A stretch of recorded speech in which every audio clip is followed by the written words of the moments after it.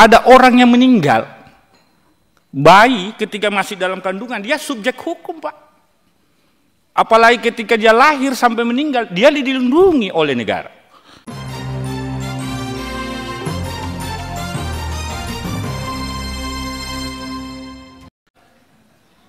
Yang kami hormati Pak Kapolda Aceh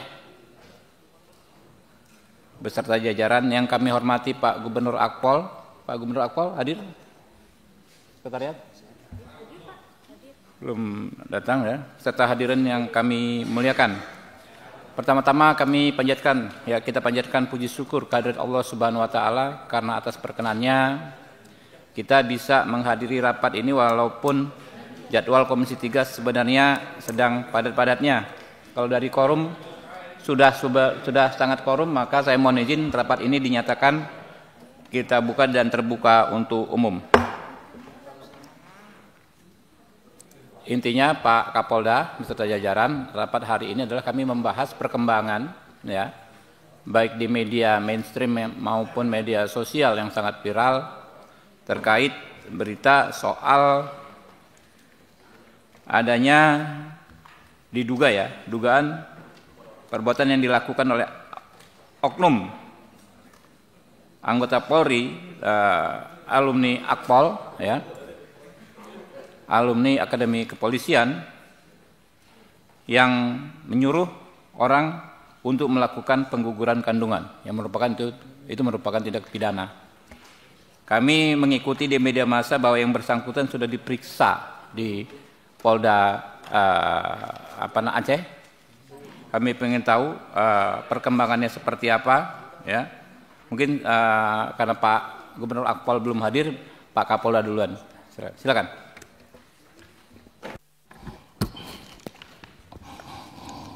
Assalamualaikum warahmatullahi wabarakatuh. Selamat pagi, Shalom, Om Swastiastu, salam kebajikan, salam sejahtera bagi kita sekalian. Yang terhormat Ketua Komisi 3 DPR RI, yang kami hormati para anggota Komisi 3 DPR RI, para senior, Jenderal Adang, Pak Riwanto, yang saya hormati Gubernur Akpol. Kami membawa rekan kami dari Polda Aceh, Kabid Propam, coba berdiri, Pak Kombes Edwi, kemudian Kapolres Biren selaku atasan Ibda YF, dan dari Paminal. Dalam forum yang mulia terhormat ini perlu dipahami bahwa kasus ini adalah perbuatan dua orang dewasa yang sama-sama belum menikah, yang secara sadar dan suka-sama suka berpacaran dan melakukan hubungan di luar nikah, dan dilakukan 2 tahun lalu pada saat Ibda YF menjadi Taruna Akpol. Artinya yang bersangkutan belum menjadi anggota Polda Aceh. Sebenarnya tidak pantas diumbar di ranah publik, namun oleh salah satu pihak dimunculkan melalui media sosial, sehingga pada era post-truth ini ditangkap oleh netizen dan viral, menimbulkan persepsi yang macam-macam, akhirnya berdampak pada citra institusi Polri. Masalah ini tidak ada laporan, tidak dilaporkan ke polisi, tidak dilaporkan kepada kami. Saya selaku Kapolda dan pimpinan Ibda YF tentunya harus mengambil langkah-langkah mitigasi agar permasalahan ini tidak menjadi besar dan menimbulkan dampak bagi organisasi. Langkah-langkah yang kami lakukan dalam rangka memperjelas fakta yang terjadi adalah: yang pertama, kami melakukan klarifikasi awal terhadap yang bersangkutan dan pihak-pihak yang bermasalah, melakukan pengumpulan bahan keterangan dan bukti-bukti, kemudian kita gelar di rapat internal yang dipimpin oleh Pak Wakapolda, dan melakukan upaya mitigasi, mendorong pihak-pihak yang bersangkutan untuk menyelesaikan masalahnya. Dan kami persilakan pada Pak Kabid Propam untuk memaparkan hasil langkah-langkah yang sudah kita lakukan. Silakan. Langsung, Pak.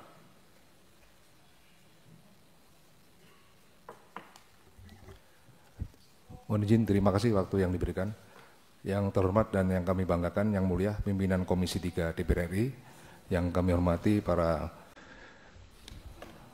Wakil Komisi 3 DPR RI dan anggota beserta rapat pendapat yang hadir pada kesempatan pagi ini yang kami hormati. Mohon izin kami langsung saja memaparkan langkah-langkah Bid Propam dalam menangani pelanggaran kode etik profesi yang dilakukan oleh IPDA YF. Permulaan pemberitaan viral ini berawal dari isi curhatan dari saudari VF di media sosial pribadinya di Instagram, sehingga muncul pemberitaan yang diambil oleh netizen maupun media online. Kemudian kami pukul 23.00 WIB, tim patroli cyber Subdit Paminal Polda Aceh menemukan pemberitaan negatif di media sosial Twitter terkait permasalahan pribadi anggota Polda Aceh yang berpotensi mencoreng citra Polri dengan judul Taruna Akpol lulus 2023 paksa pramugari aborsi demi karir hingga korban mengalami susah hamil. Kenapa pemberitaan ini viral? Karena memang apa yang dicurhatkan oleh saudari VF ini menceritakan tentang hubungan pribadi pada saat saudara HF menjadi Taruna Akpol tingkat 3. Kemudian langkah-langkah kami setelah ada pemberitaan viral yang di media sosial maupun media online, kami melakukan klarifikasi awal.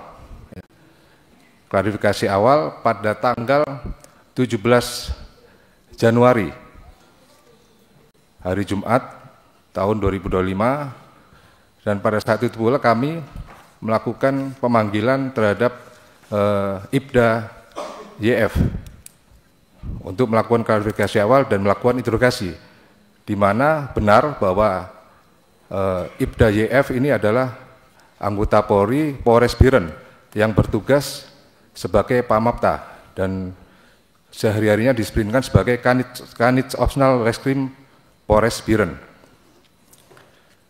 Pada langkah-langkah yang kedua, kami mengumpulkan bahan-bahan keterangan, kemudian mengumpulkan barang bukti dan melakukan rapat internal, serta yang terakhir adalah melakukan upaya-upaya mitigasi dalam penyelesaian yang dilakukan oleh IPDA YF dan saudari VF. Dalam klarifikasi awal, Subdit Paminal Bid Propam Polda Aceh melakukan interogasi, dan dalam interogasi itu memang benar IPDA YF mengakui mengenal baik terkait dalam pemberitaan tersebut.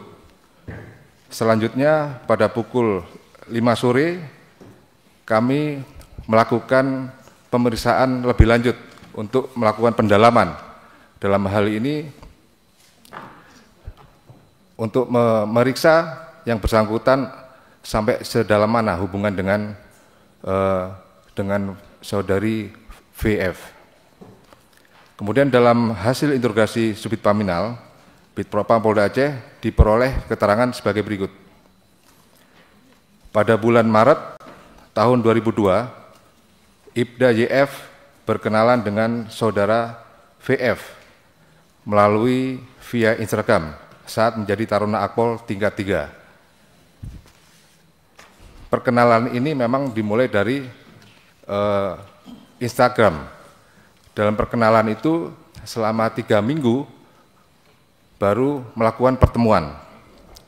Kemudian pada bulan April tahun 2022, mereka bertemu di apartemen saudari VF di Semarang, menjalin hubungan serta melakukan hubungan intim beberapa kali yang diakui oleh kedua belah tersebut. Memang pada saat pertemuan pertama di apartemen saudari Vanessa ini ya, langsung sepakat untuk melakukan sebagaimana hubungan intim. Pada saat setelah melakukan hubungan intim, ini memang belum ada status, dalam arti berpacaran, belum.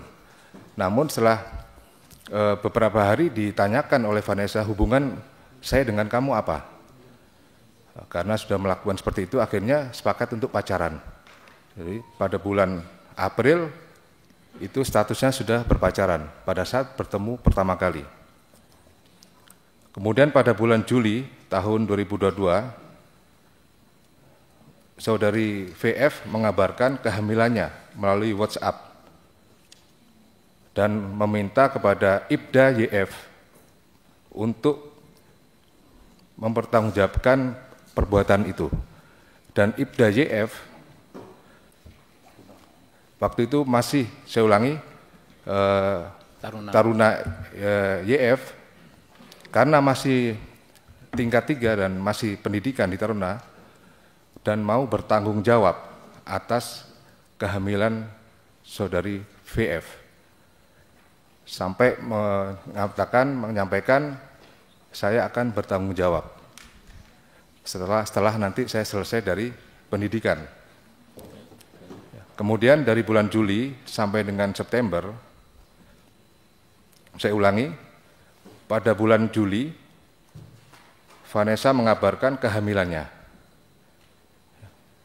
Dan berdasarkan percakapan kesepakatan, si Taruna YF mengatakan baiknya bagaimana, karena saya masih pendidikan. Kemudian pihak Vanessa, ya udah nanti saya akan cari tahu bagaimana cara menggugurkan. Kemudian pada bulan Juli sampai dengan September tahun 2022, Vanessa sudah 4 kali meminta putus. Justru pihak Vanessa meminta putus kepada YF. Setelah pemberitaan gugur itu, Vanessa minta putus. Alasannya putus karena mungkin Vanessa ini sudah mempunyai pacar lagi, mempunyai laki-laki, dan memang banyak diketahui bahwa YF ini sering ketahuan selingkuh ataupun berhubungan dengan wanita lain, sehingga memutuskan untuk berpacaran. Namun saudara YF ini tidak mau untuk diputus dan tetap mau mempertanggungjawabkan atas perbuatannya sampai dengan lulus. Namun demikian, seiring dengan waktu sepakat untuk putus kedua belah pihak. Kemudian dari bulan September sampai dengan bulan Agustus tahun 2023, setelah putus, saudara YF dan VF ini masih berkomunikasi baik, lancar. Jadi tidak ada masalah selama 1 tahun perjalanan setelah putus. Kemudian pada bulan Agustus dan tahun 2024, saudari V, inisial V, mulai memposting di Hekleg dan di Instagram tentang Ibda YF. Ini karena motifnya adalah Ibda YF sudah mempunyai pacar baru. Sehingga saling meng-tag ataupun saling melihat di media sosial. Sehingga pihak saudari VF ini masih ada kecemburuan. Selain itu juga ada unsur sakit hati, masih ada sakit hati dengan adanya perkataan dari Ibda YF yang mengatakan bahwa tolong jangan ganggu saya lagi, karena saya sudah mempunyai pacar baru dan saya juga tidak mengganggu kamu.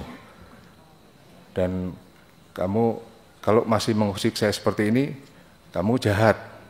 Nah, dengan perkataan jahat itu, Vanessa saya ulangi, saudari VF mengatakan, loh, yang jahat siapa?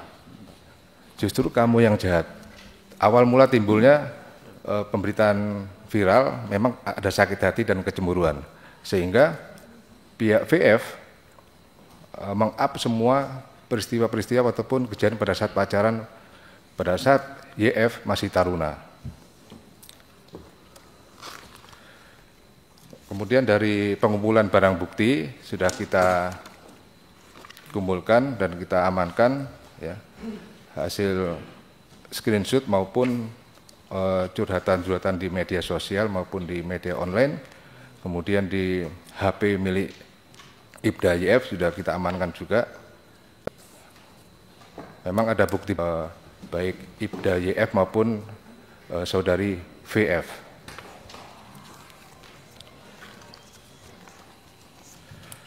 Kemudian langkah yang berikutnya, setelah ada makin viral pemberitaan tersebut, kami melakukan rapat tertutup yang dipimpin oleh Bapak Wakapolda. Sehingga dalam rapat tersebut kita menetapkan agar Ibda YF dari Polres Biren untuk ditarik ke Polda Aceh dalam rangka pemeriksaan lebih lanjut, dalam rangka pengawasan dan pembinaan di Propam Polda Aceh untuk dalam rangka mitigasi juga. Kemudian dalam rapat tersebut hasilnya bahwa pihak VF menginginkan adanya permohonan maaf dari Ibda YF berserta keluarga, dan sepakat akan dilanjutkan pertemuan di Bali karena yang bersangkutan saudara VF ini berdomisili di Bali dan bekerja sebagai pramugari maskapai penerbangan AirAsia. Dalam pelaksanaan gelar penyelidikan Paminal terhadap Ibda YF ini dikategorikan memang menurunkan citra Polri, sehingga untuk proses kelanjutannya akan dilanjutkan ke pihak Waprov untuk dilanjutkan ke pemeriksaan ke kode etik.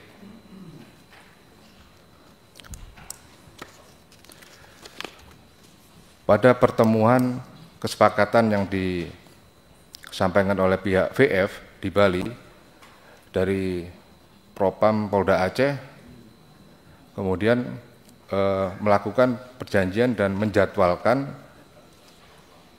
di wilayah Provinsi Bali dalam rangka mitigasi. Dalam melakukan mitigasi pemberitaan yang berdampak tidak baik pada citra Polri dengan melakukan penanganan cepat, sehingga Bpropam harus melakukan klarifikasi terhadap pemberitaan yang ada di media sosial. Pada pertemuan itu, kedua belah pihak dipertemukan kami di tempat di kafe dan konsep story di Bali dengan hasil sepakat berdamai dan tidak memperpanjang permasalahan yang kedua belah pihak yang selama ini dipermasalahkan.